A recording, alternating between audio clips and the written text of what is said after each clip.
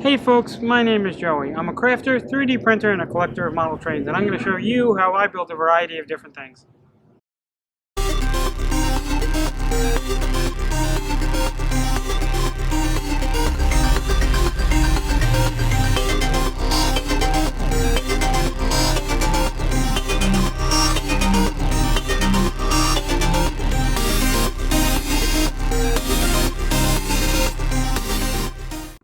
Hey folks, welcome back to the channel, and welcome to part 2 of this video. Unfortunately, I still have the ghost in my room, but thankfully the Ghostbusters will be here soon to remove it.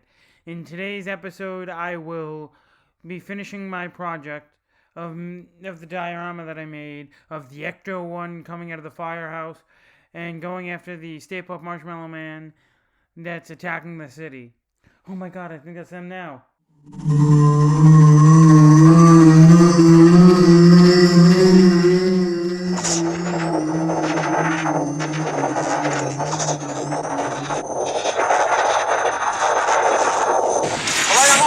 Now, don't look directly into the trap. Closing it. Now! Oh my god, thank you for removing it. Sir, what you had there was what we refer to as a focused, non-terminal repeating phantasm, or a class 5 full roaming vapor. Real nasty one, too.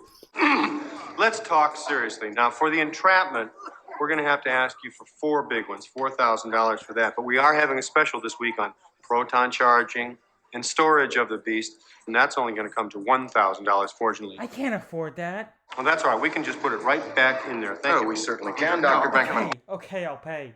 I will pay. If you didn't notice, the building originally came with the sign from the movie, but it was more made in like a 2D style and really didn't have any 3-dimension to it. I printed some tests in the size, but they ended up being very delicate and broke very easily. But I ended up finding a model of one that was exactly like the movie.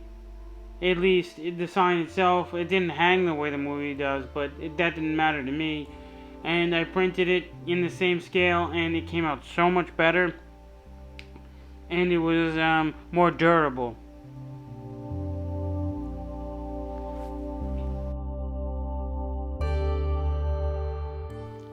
And then I scoured the internet to try finding a model from the original movie of the Stay Puft Marshmallow Man in motion, but all I could find was him in a standing still pose and with a very generic pose.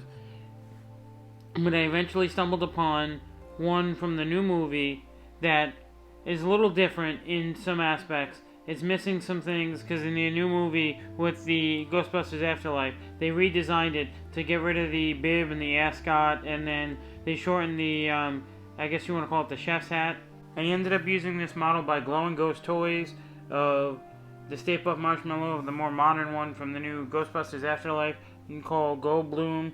This one was the best one for this that I could find. It's not exactly the way that I wanted it, but the only real difference from the original is that I'm losing is the hat is a little thicker and it says Stay Puft on the chef's hat. But what I did was, once I imported it into Kira, I then added in from the one model.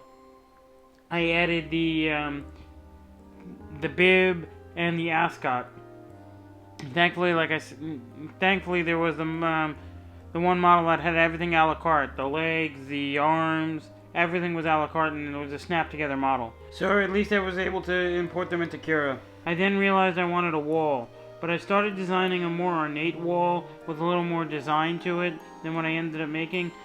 But because I wasn't 100% sure if I was actually going to use that model of the Stay Puft Marshmallow Man, I almost wanted to make my own, but I did not have the time or the desire to spend many hours trying to make the Marshmallow Man in the pose that I wanted. So I just ended up scrapping the whole wall original design and then just going with the simple brick wall, which I'm going to show you how I made now. I made it in the same way that I made the brick texture on the other wall for the firehouse. I needed this wall so the Stay Puft Marshmallow Man could be pressing up against it. so you wouldn't really notice that the Marshmallow Man was flat on one side, or care to notice.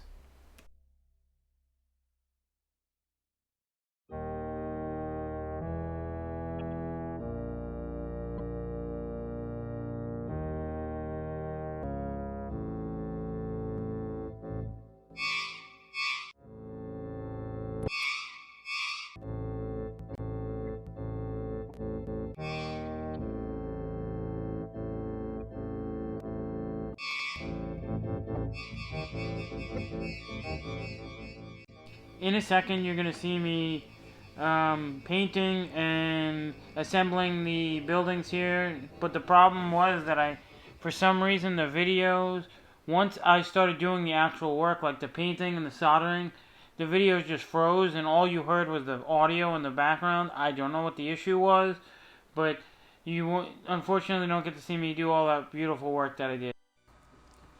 So here are the pieces that I'm making for the build here for the Ghostbusters little diorama that I'm making. Here's the building flat that I made, and then it's going to be like this.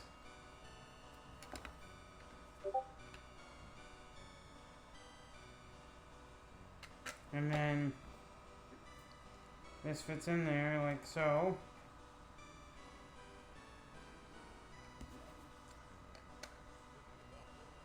And it's going to look like it's peeling out of the firehouse.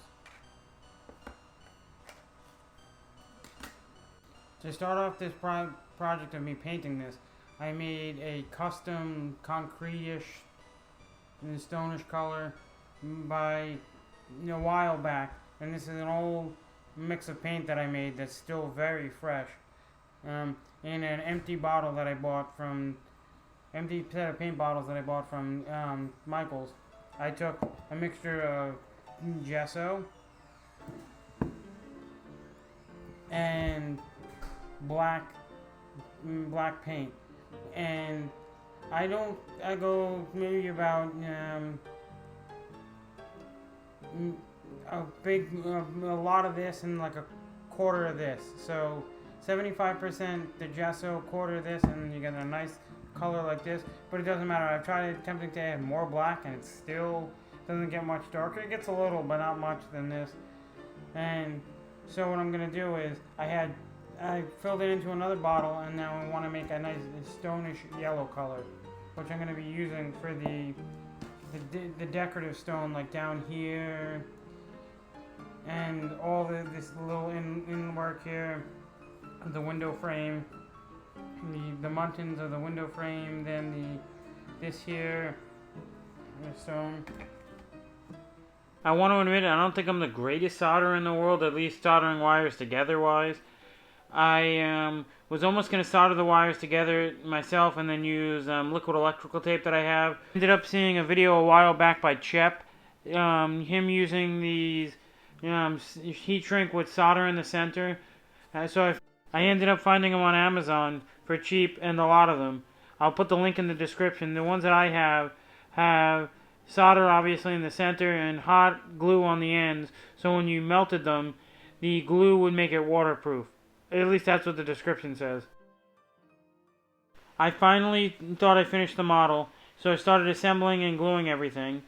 And when I got to that point, I glued everything down except for the Stay Puft Marshmallow Man, and then I noticed that the Stay Puft Marshmallow Man's foot wasn't touching the sidewalk like I thought it should. So I had to think last minute what I could make. I ended up making a blue mailbox, like you would see on the street, crushed. And what I did was I made the pattern of what the crush would look like. So it looked like it was obviously stomped on by the Stay Puft Marshmallow Man, as you see here. Once it was finished, I sent it off to the printer and painted it blue. And then also, unfortunately, I wanted to show you the videos of the models printing, but it ends up that I had no memory left on my camera that I was using, and when I recorded them, it never actually saved any of the videos. So I'm sorry to say, in this episode, you won't see any 3D printing happening.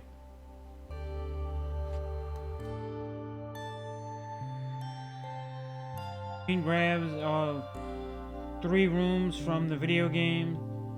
I know the top room, the top one right here, isn't what you would see actually in the window, but I didn't know what to put in for that window, so I made it that one. And then this is the one that actually you would see in the movie, or if you could see that room, that's what it would actually look like. And then obviously here's the main entrance, and I scaled it to the right size. The top 2 sections had a piece of clear plastic to act as glass, to give you the reflective look. And the bottom I left as normal sticker paper. Even made the Ghostbusters sign that went over the doorway, and then in between the lit sign.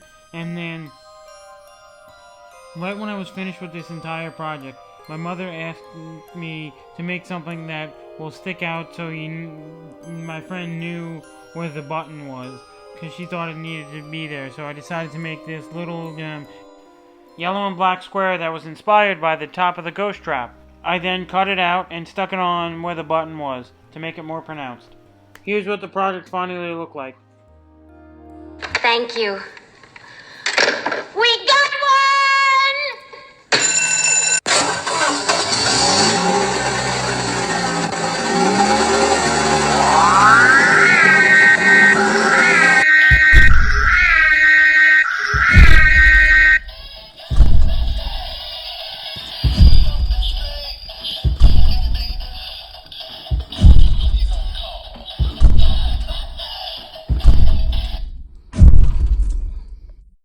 If the video quality doesn't look that great, it's because I shot it on a green screen, and this is the first time I'm actually using a green screen like this.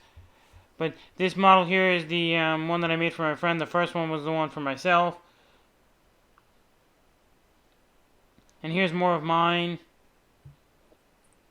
with the lights sound without the camera shake.